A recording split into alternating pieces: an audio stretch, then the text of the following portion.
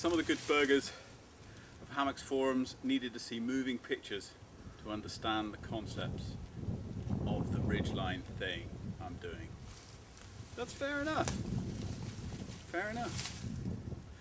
So I've got it set up here, and I've got a continuous structural ridgeline running from this tree over that one onto the tree straps using my loop alien thing, and the hammock is suspended from this line.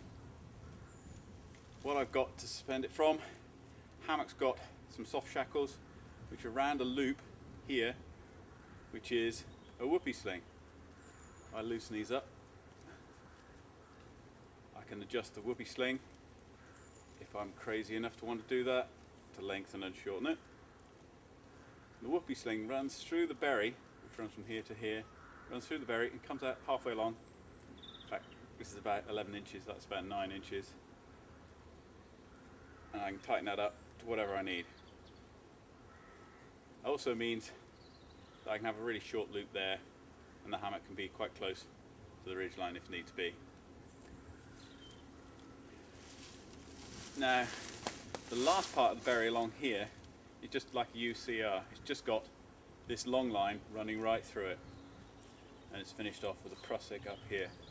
So that's tensioned up, so that once you've milked that down nice and tight, you can get full load on there, and it's not going anywhere. So the whoopee loop and adjustable end just runs through this section, and when you pull on the whoopee loop, which is attached to the hammock, it's not going anywhere. And also you're pulling on the Whoo-CR, isn't going anywhere either. Same at the other end. Why would you want to do that? Well, if you've got a continuous line like this, you can choose where your hammock is along it. This tree is lower down the hill than that tree up there. So if I were to pitch it at that tree, I'd have to get this tree string up really high to get my angles. What I could do is shorten up these to loosen them, slide the hammock along a bit so it's really close to this tree. I may need to move my hammock over this way because there's some, I don't know, scary bush over there that I want to avoid. Obviously, now it's too shallow an angle, so I'll do the same thing at this end. Loosen it off till I get my 30 degrees. Love the thing. And tighten them back up, make sure the prussik's holding. This one's all short, good. And then I can jump in. And it's all holding good. Not a bad angle, but I'm much closer to that end than that end. The other advantage is this system, real easy. I can just take this hammock off with my soft shackle, he says, with no fingernails. Loosen up the soft shackle. Let's go to a commercial break. And the soft shackle comes out. Better if I loosen those up, give myself a bit of room. Yeah, I'm going to swap out hammocks, put it into there. This DD modular is quite short, it's only 105 inches I think. So if you've got a big old 11-foot hammock, obviously your ridgeline is going to need to be longer. 83% 11 foot is something. So you want to move your suspension points off the ridgeline further apart. If you've got a little sit hammock or something short, you can move them the other way, obviously to bring them closer together. Now, yeah, that kind of makes sense, and I could do that just by, I don't know, throwing a prusik over there. You need lots of wraps so that it would hold on the old slippery arm steel Dyneema stuff. This is 2.5mm arm steel, but that's doable. You could maybe just do a simple Whoo-CR and then just have a fixed loop at the end of the Whoo-CR. But the issue with that is you have a fixed loop at the end of the Whoo-CR, you've got to have a fixed loop and a fixed berry. That berry is going to be, what, 4 inches? I can't remember what it is off the top of my head. So your hammock is going to be 4 inches away from the ridgeline, so it means the hammock is effectively 4 inches longer and the ridgeline is going to be up higher. That might work for you, I don't know. So Prusik, Whoo-CR, but this, combining the Prusik and the Whoopee and the Whoo-CR, got it the right way around, means I can adjust where the ridgeline is in relation to the hammock. Let's bang it back on again and see if I can demonstrate that as well.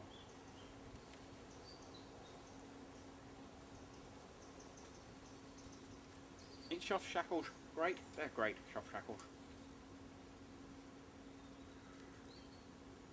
Can't get enough of them. That's all seated nicely. Don't want to fall on my Eris. So why would I want to extend this loop? Well, when I got it hoiked up like that on a short hammock, there's not a lot of room between the hammock and the ridgeline. On a bridge hammock, that can be really quite short, so it's in your face. Especially if you've got saddlebags or a ridgeline stowage or something. What you can do with that, you see, is raise the ridgeline up by effectively making your hammock longer.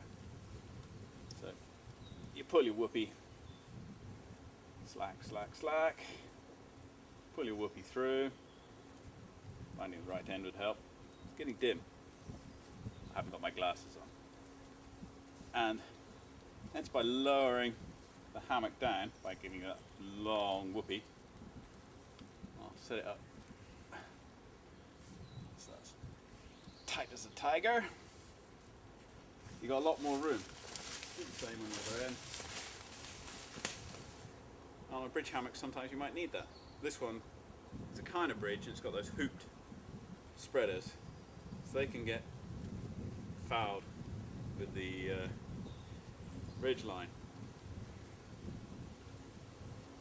Roll off, lower it down. Obviously now I've got one whoopee hammock, so I'm going to have to make my ridge line longer to compensate to get that 60, 30 degree angle thing. 30, that's what I meant, 30. Yeah, that's what I said. It's your fault. You distracted me. Right. So make sure it's all built out nice. That's not bad. Obviously we're a bit low to the ground. Have to whiz up here and shorten everything up. That's a bit of a faff, but once you've got your hammock right, you're not going to be doing this every time. This is just for demonstration. And we're back down there. That's not bad. Sit in that. Admire the view. Catch the rays. And we've got a ridge line which is right up there, well out of the way.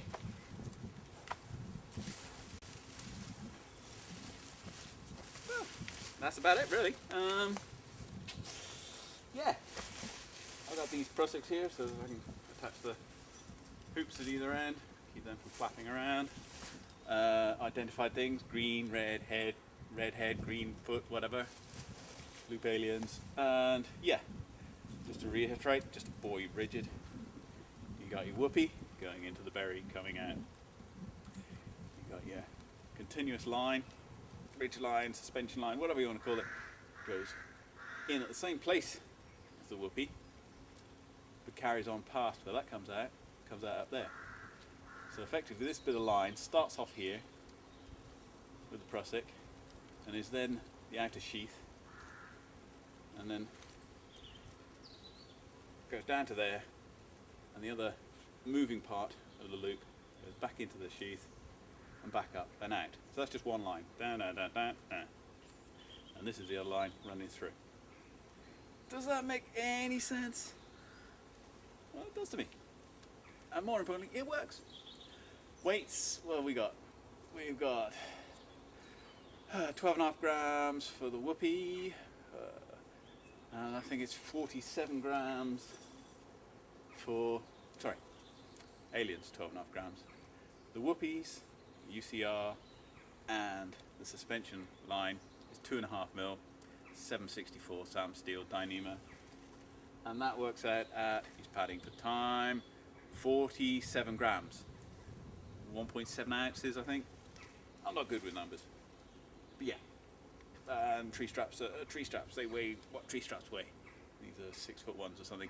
I've got a lot of line here, 30 foot of it, and that allows me to, whoa, that was a bit scary, to adjust it between long trees if I need to. Yeah? Makes sense? Okay. Well, that is it. I hope you understand now. Okay. That is that.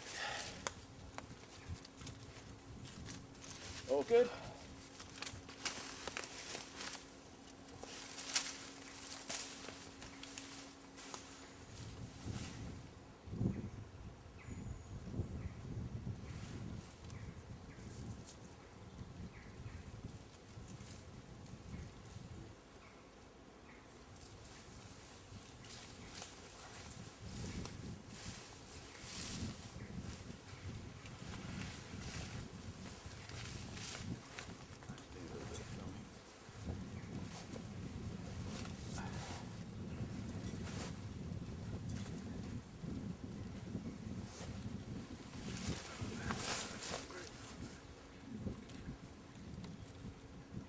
Go. Voila. Time to go. All good.